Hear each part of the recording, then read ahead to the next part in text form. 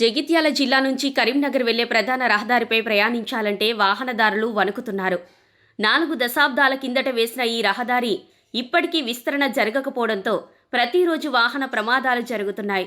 రాష్ట్ర రాజధాని హైదరాబాద్ సహా కరీంనగర్, వరంగల్, నిజామాబాద్, ధర్మపురి తదితరాలతో పాటు ఆంధ్రప్రదేశ్, తమిళనాడు రాష్ట్రాలకు కూడా ఈ రహదారిపై వందలాది వాహనాలు ప్రయాణిస్తుంటాయి.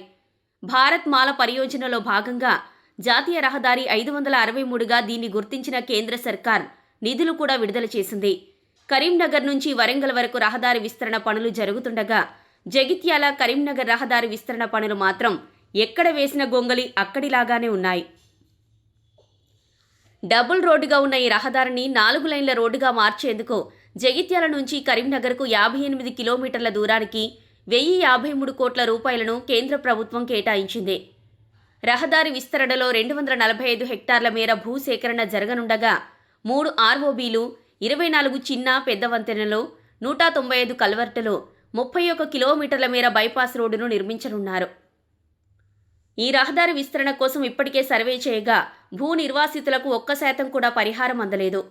45 మీటర్ల మేర విస్తరించనున్న ఈ రహదారిలో కరీంనగర్, వెదిర, గంగాధర, జగిత్యాల సమీపంలో బైపాస్ రహదారులు ఏర్పాటు కానున్నాయి. వివిధ రాష్ట్రాల నుంచి వచ్చే భారీ లారీలతో పాటు గ్రానైట్ లారీలు కూడా ఈ రహదారిపై నుంచే ప్రయాణిస్తుండటంతో వాహనాల రాకపోకలకు ఇబ్బందులు ఎదురవుతున్నాయి. వాహనాలను ఓవర్టేక్ చేసే సమయంలో ప్రమాదాలు చోటు చేసుకుంటున్నాయి. కరీంనగర్ ఎంపీ బండి సంజయ్, నిజామాబాద్ ఎంపీ ధర్మపురి అరవింద్ ప్రాతినిధ్యం వహిస్తున్న ప్రాంతాల గుండా ఈ రహదారి వెళ్తోంది. వీరిద్దరూ ఇప్పటికైనా రహదారి విస్తరణ పనులు పూర్తి చేయాలని వాహనదారులు కోరుతున్నారు.